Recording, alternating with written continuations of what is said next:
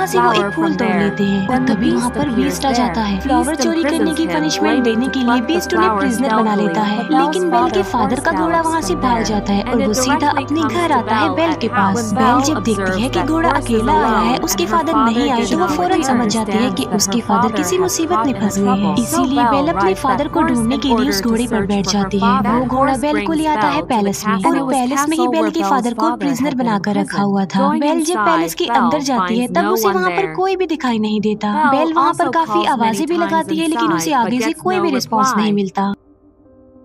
Bell वहाँ पर आवाजें सुन पा रही थी, लेकिन उसे वहाँ पर कोई भी नजर नहीं आ रहा था। बेल उस जगह पर पहुँच जाती है जहाँ पर उसके फादर को कैद करके रखा गया था, प्रिजनर बनाकर। बेल के फादर उसे बताते हैं कि ये सारा महल जिंदा है, इसीलिए जितना जल्दी हो सके तुम यहाँ से भाग जाओ। कहीं ऐसा ना हो कि वो तुम्हें देख ले। मैंने तुम्हारे लिए फ्लावर तोड़ा था और उसने मुझे पनिशमेंट देने के लिए यहाँ पर कैद कर दिया। लेकिन बेल के वहाँ से निकलने से पहले ही बीस्ट वहाँ पर आ जाता है। बेल उसे देखकर काफी डर जाती है, घबरा जाती है, क्योंकि जाहिर सी बात है वो बीस्ट था तो काफी खतरनाक लग रहा था और काफी डरावना भी। लेकिन बेल बीस्ट को ये बात शो होने नहीं देती कि वो उसे डर रही है। बेल कहती है कि मैं अपने फादर से मिलना चाहती हूँ, लेकिन बीस्ट ऐसा नहीं चाहता था कि वो अपने फादर से मिले। बेल बीस्ट को कहती है कि तुम कितने जालिम इंसान हो, एक छोटी सी गलती के लिए तुम इतनी बड़ी सजा दे रहे हो। उन्होंने सिर्फ एक फ्लावर ही तो तोड़ा है और ऐसा करने के लिए मैंने ही उन्हें कहा था, इसीलिए मैं हर सूरत अपने फादर से मिलूंगी। बीस्ट उसे बताता है कि अगर ये दरवाजा एक बार खुल गया और उसके बाद बंद हो गया तो ये दोबारा कभी भी नहीं खुल पाएगा। ये कहते ही बीस्ट डोर को ओपन कर देता है। बेल अंदर जाती है और अपने फादर से मिलती है, लेकिन वो अपने फादर को बाहर की तरफ पुश कर देती है और इसके बाद दरवाजा बंद कर देती है। अब बीस्ट के अकॉर्डिंग वो दरवाजा दोबारा नहीं खुल पाएगा, इसीलिए वो बेल के फादर को अंदर नहीं डाल सकता। बेल के फादर की जगह पर अब खुद बेल वहाँ पर कैद हो गई थी। इसके बाद बीस्ट बेल के फादर को वहाँ से ले जाकर आजाद कर देता है, उसे छोड़ देता है। अब बेल वहाँ पर कैद हो जाती है, लेकिन जब बीस्ट वहाँ पर नहीं होता तब एक घड़ी और एक कैंडल स्टैंड बेल के पास आते हैं। ये चीजें इंसान थी, लेकिन कर्ज की वजह से घड़ी और कैंडल स्टैंड में चेंज हो गई है। लेकिन ये इंसानों की तरह ही सब कुछ कर सकते हैं, सुन सकते हैं, बोल सकते हैं, चल भी सकते हैं। वो दरवाजा खोल देते हैं और बेल को कहते हैं कि तुम हमारे साथ साथ आओ। वो बेल को कहते हैं कि हम तुम्हें रहने के लिए एक अलग रूम देंगे, क्योंकि वो समझ गई थी कि बेल ही वो लड़की हो सकती है जो उन्हें इस कर्ज से आजाद करवाएगी। वो बेल को रहने के लिए एक रूम देते हैं। जब इस बात का बीस्ट को पता चलता है तो उसे काफी गुस्सा आता है, इसीलिए वो घड़ी और कैंडल स्टैंड को डांटता है और उन पर गुस्सा करता है, जिस पर वो दोनों कहते हैं कि शायद ये ही वो लड़की है जो हमें इस कर्ज से आजाद करवाएगी। तुम्हें उसके करीब जाना चाहिए, उसे इम्प्रेस करना चाहिए और उसे प्यार भी करना चाहिए। वो बीस्ट को मशवरा देते हैं कि तुम बेल के पास जाओ और उसे अपने साथ खाने के लिए इनवाइट करो। ये बात सुनकर बीस्ट को उन पर गुस्सा आता है। वो उनसे कहता है कि क्या तुम पागल हो गए हो कि मैं एक चोर की बेटी को खाने के लिए इनवाइट करूं, उसके साथ खाना खाऊं? ऐसा कभी भी पॉसिबल नहीं हो सकता। लेकिन जब उसके सारे लोग उसे काफी इंसिस्ट करते हैं तो वो इस बात के लिए मान जाता है, क्योंकि उन सबके कर्ज होने की रीजन कोई और नहीं बल्कि बीस्ट है। बीस्ट बेल के पास जाता है। वो बेल को कहता है कि तुम मेरे साथ खाना खाओगी, लेकिन इसे तुम कोई रिक्वेस्ट मत समझना। बेल उसे कहती है कि तुम क्या पागल हो, पहले तुमने मेरे फादर को प्रिजनर बनाया, फिर मुझे कैद कर लिया और अब मेरे साथ खाना खाना चाहते हो। बीस्ट दरवाजे को जोर जोर से पीटता है और कहता है कि जो भी हो जाए तुम तो मेरे साथ खाना खाओगी। बेल कहती है कि चाहे मैं भूखी मर जाऊं, लेकिन मैं तुम्हारे साथ खाना नहीं खाऊंगी। जिस पर बीस्ट कहता है कि चलो ठीक है, मैं तुम्हारी ये ख्वाहिश भी पूरी कर देता हूँ, तुम्हें भूखा ही मारूंगा मैं, अब तुम्हें कोई भी खाना नहीं देगा और तुम भूखी ही मरोगी। बेल फिर भी दरवाजा नहीं खोलती और वो वहाँ से चला जाता है। जिस अंदाज से बेल ने बीस्ट को जवाब दिया था, उसे देखकर वहाँ सभी कर्ज चीजें लाइक कैंडल स्टैंड, घड़ी, पिच, कप, उन सबको ये कंफर्म हो जाता है कि बेल ही वो लड़की है जो उन्हें कर्ज से निजात दिलाएगी। फिर हम देखते हैं बीस्ट को जो कि उसी रोज फ्लावर के पास जाता है। बीस्ट देखता है कि उस फ्लावर की बहुत सारी पंखुड़ियां गिरकर टूट गई हैं। ये वही रोज फ्लावर था जिसके खत्म होने के बाद बीस्ट हमेशा के लिए जानवर ही रहेगा और पैलेस की जितनी भी कर्ज चीजें हैं वो सारी ऐसे ही रहेंगी, हमेशा के लिए भी जान बन जाएंगी। वो फ्लावर पर बहुत ही थोड़ी पंखुड़ियां रह गई हैं और वो भी बहुत जल्द गिर जाएंगी। फिर हम देखते हैं बेल के फादर को जो कि वापस अपने गांव में आ चुके थे। वो सब लोगों को बता रहे होते हैं कि मेरी बेटी की जान खतरे में है। जंगल के पास एक पैलेस है और वहाँ पर एक बीस्ट रहता है और वहीं पर मेरी बेटी फंस गई है। लेकिन कोई भी उनकी इस बात पर बिलीव करने को तैयार नहीं था, बल्कि वो सिर्फ इस बात को कहानी ही समझ रहे थे।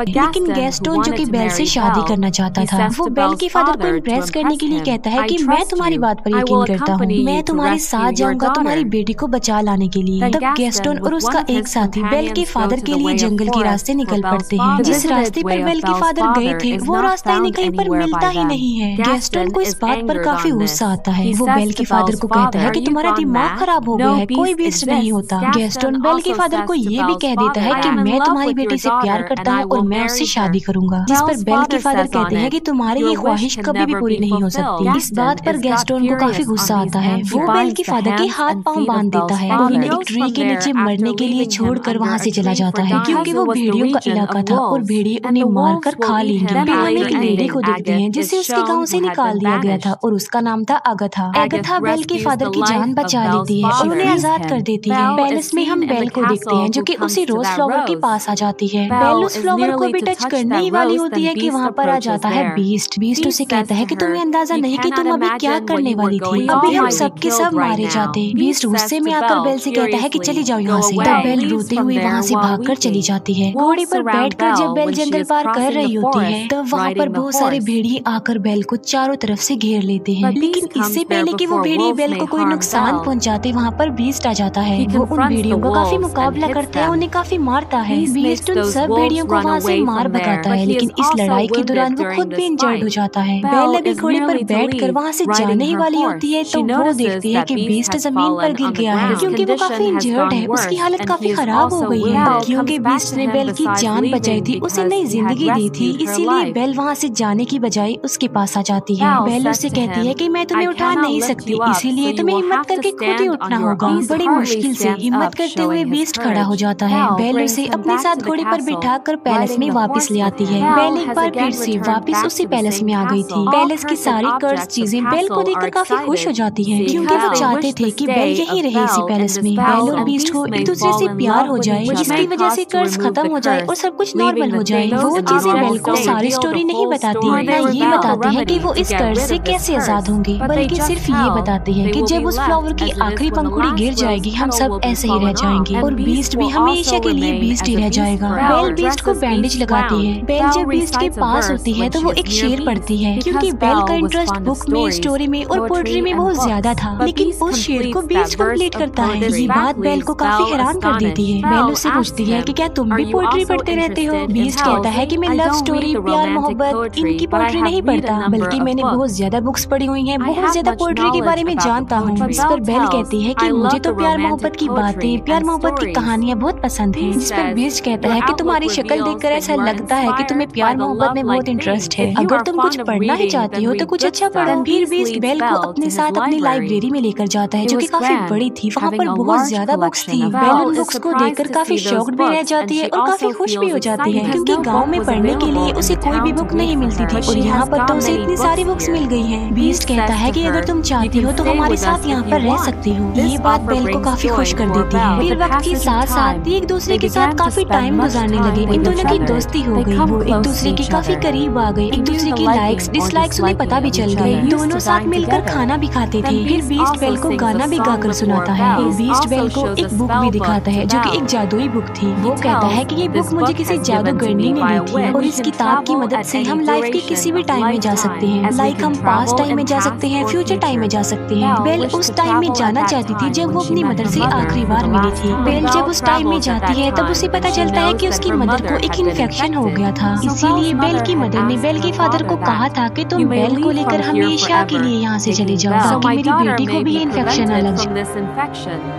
ये जानने के बाद बेल काफी दुखी हो जाती है क्योंकि बेल ये बात नहीं जानती थी। फिर ये प्रेजेंट टाइम में वापस आ जाते हैं। कैंडलस्टैंड बीस्ट को कहता है कि तुम्हें बेल से अपने प्यार का इजहार कर देना चाहिए। बीस्ट कहता है कि वो कभी भी मुझसे प्यार नहीं करेगी, लेकिन कैंडलस्टैंड बीस्ट को काफी मनाने की कोशिश करता है और बीस्ट के सारे साथी यानी वो सारी चीजें बीस्ट को इस बात के लिए एग्री कर लेती हैं। वो पहले बीस्ट को तैयार करती हैं और बाद में वो बेल को भी तैयार कर देती हैं। बेल को डांस करना काफी पसंद था, इसीलिए वो दोनों डांस करने वाले होते हैं। हम देखते हैं कि बेल के फादर वापस अपने गांव में आ गए हैं। वो सबको बताते हैं कि गैस्टोन ने उन्हें जंगल में बांधकर छोड़ दिया था ताकि भेड़िए आकर उन्हें खा ले। वहीं बेल के फादर के साथ अगथा भी होती है, लेकिन गैस्टोन इस बात पर एग्री नहीं करता बल्कि वो मुकर जाता है। वो कहता है कि ये झूठ बोल रहा है, इसके ऊपर शैतान आ गया है और ये पागल हो गया है। साथ साथ वो कहता है कि अगथा की गवाही कोई इम्पोर्टेंस नहीं रखती क्योंकि ये तो पहले ही गाँव से निकली हुई है। यहाँ पर गैस्टोन का साथी भी झूठ बोल देता है। वो कहता है कि गैस्टोन जो भी कह रहा है बिल्कुल ठीक कह रहा है, इसीलिए सब गांव वाले गैस्टोन की बातों पर बिलीव कर लेते हैं और सब लोग ये समझने लगते हैं कि बेल के फादर का मेंटल बैलेंस खराब हो गया है। साथ साथ उनके ऊपर कोई शैतानी साया भी है, इसी वजह से वो बेल के फादर को पकड़ लेते हैं। फिर हम देखते हैं पैलेस में जहाँ पर बीस्ट और बेल डांस कर रहे थे और वो डांस को काफी एंजॉय कर रहे थे। उन्हें काफी अच्छा फील हो रहा था। बीस्ट बेल को कहता है कि मैं इन फीलिंग्स को काफी अच्छा फील कर रहा हूँ, मैं तो इन्हें जैसे भूल ही गया था। बेल कहती है कि मुझे मेरे फादर ने डांस करना सिखाया। बीस्ट उससे पूछता है कि क्या तुम अपने फादर को मिस करती हो? जिस पर बेल कहती है जी हाँ, मैं अपने फादर को बहुत मिस करती हूँ। बीस्ट के पास एक जादुई मिरर होता है जिसकी मदद से वो हर उस पर्सन को देख सकते हैं जिन्हें वो देखना चाहते हैं। उस मिरर में वो बेल को उसके फादर को दिखाता है। बेल देखती है कि गांव वालों ने उसके फादर को प्रिजनर बनाया हुआ है, बांधा हुआ है। ये देखकर बेल काफी अपसेट हो जाती है। इस पर बीस्ट कहता है कि तुम्हारे फादर को तुम्हारी जरूरत है, तुम्हें उनके पास जाना चाहिए। साथ साथ बीस्ट बेल को वो जादुई मिरर भी दे देता है और कहता है जब कभी तुम्हें मेरी याद आई तो मेरी इस बदसूरत शक्ल को इस मिरर में देख लेना। इसके बाद बेल अपने फादर को बचाने के लिए वहाँ से निकल जाती है। अब बीस्ट पैलेस में अकेला रह गया था। बीस्ट बेल को काफी मिस कर रहा था क्योंकि उसे बेल से प्यार हो गया था, लेकिन अब तो उससे काफी दूर जा चुकी थी। अब क्योंकि बेल चली गई थी तो उनका कर्ज ऐसा ही रहेगा और वो हमेशा ऐसे ही बने रहेंगे। इस बात को लेकर देखकर बीस्ट और उसके बाकी साथी काफी अपसेट हो जाते हैं। बेल अपने गाँव में पहुँच जाती है और वो देखती है कि उसके फादर को सब लोगों ने प्रिजनर बनाया हुआ है। बेल सबको बताती है कि मेरे फादर जो कह रहे थे वो बिल्कुल सच था। जंगल में एक पैलेस है और वहाँ पर एक बीस्ट रहता है, एक जानवर है वहाँ पर। लेकिन गाँव वाले बेल की बातों पर भी यकीन नहीं कर रहे थे। तब वो उस जादुई मिरर में सब लोगों को बीस्ट दिखाती है। बीस्ट को उस मिरर में देखकर सब लोग काफी हैरान रह जाते हैं। बेल उन सबसे कहती है कि वो खतरनाक नहीं है, तुम्हें डरने की कोई जरूरत नहीं है, बल्कि वो दिल का बहुत ज्यादा अच्छा है और वो किसी का नुकसान नहीं चाहता और न ही वो कभी किसी को नुकसान पहुंचाता है। गैस्टन को ये बातें सुनकर रियलाइज हो जाता है कि बेल अब उस बीस्ट को प्यार करने लगी है। इसी वजह से गैस्टन जेलस हो जाता है, इसीलिए वो सबको भड़काने की कोशिश करता है कि उस बीस्ट ने बेल पर ब्लैक मैजिक कर दिया है, तभी तो ये ऐसा बोल रही है। वो कहता है कि बेल को भी इसके फादर के साथ ही प्रिजनर बना दूं। बाद में वो सब गाँव वालों को उकसाता है कि हमें मिलकर उस पैलेस में जाना चाहिए और उस बीस्ट को जान से मार डालना चाहिए, वरना वो इस गांव में आ जाएगा और हम सबको मार डालेगा, हमारे पूरे गांव को खत्म कर देगा। वो गांव वाले उसकी बातों में आ जाते हैं और पूरा गांव पैलेस की तरफ चल पड़ता है। जब गांव वाले बीस्ट को मारने के लिए पैलेस में आते हैं तब बीस्ट के सारे साथी यानी वो चीजें उन लोगों पर अटैक कर देती हैं। गांव वालों को कुछ भी समझ नहीं आती कि ये क्या हो रहा है, क्योंकि वो कोई इंसान तो नहीं थे बल्कि बेजान चीजें थी। फिर हम देखते हैं गैस्टन को जो बीस्ट के पास पहुंच चुका था, लेकिन बीस्ट काफी उदास होता है क्योंकि बेल के जाने के बाद उसे कुछ भी अच्छा फील नहीं हो रहा था। वो बेल को काफी मिस कर रहा था।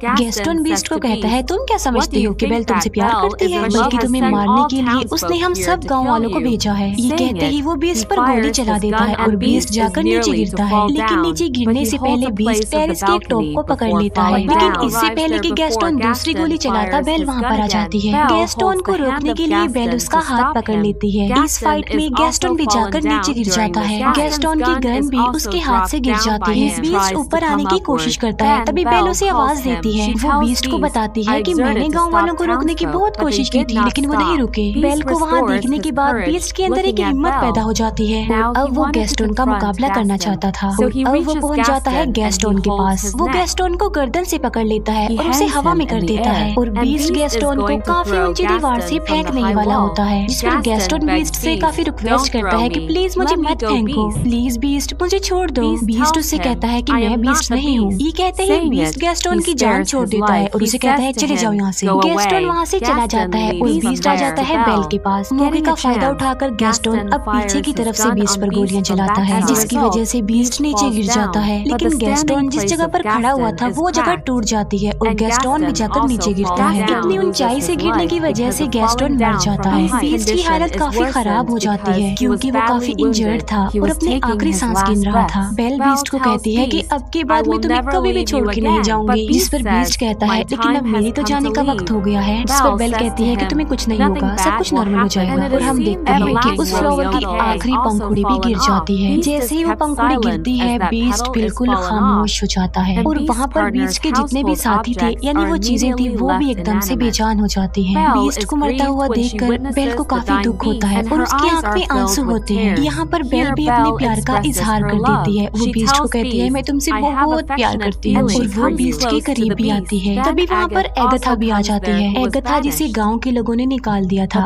असल में बात ये नहीं थी बल्कि वो जादू करने कोई और नहीं बल्कि एगथा थी। वो देखती है कि बीस्ट को किसी से प्यार हो गया है और वो लड़की भी अब बीस्ट से प्यार करती है, यानी अब वो कर्ज खत्म हो गया है। और देखते ही देखते बीस्ट की चारों तरफ रोशनी ही रोशनी चमक उठती है और बीस्ट अब एक खूबसूरत प्रिंस में चेंज हो जाता है। ये देखकर बेल काफी खुश हो जाती है। वो दोनों एक दूसरे को देखकर काफी खुश होते हैं, एक दूसरे के पास आते हैं और एक दूसरे को गले से लगा लेते हैं। और पैलेस की जितनी भी कर्ज चीजें थी अब वो इंसान बन गई थी, यानी अपने असली रूप में आ चुकी थी। सब लोग काफी खुश हो जाते हैं। बेल और बीस्ट पैलेस में सब लोगों के बीच में डांस कर रहे होते हैं और इसी के साथ ही इस मूवी की हैप्पी एंडिंग हो जाती है। Thank you for watching.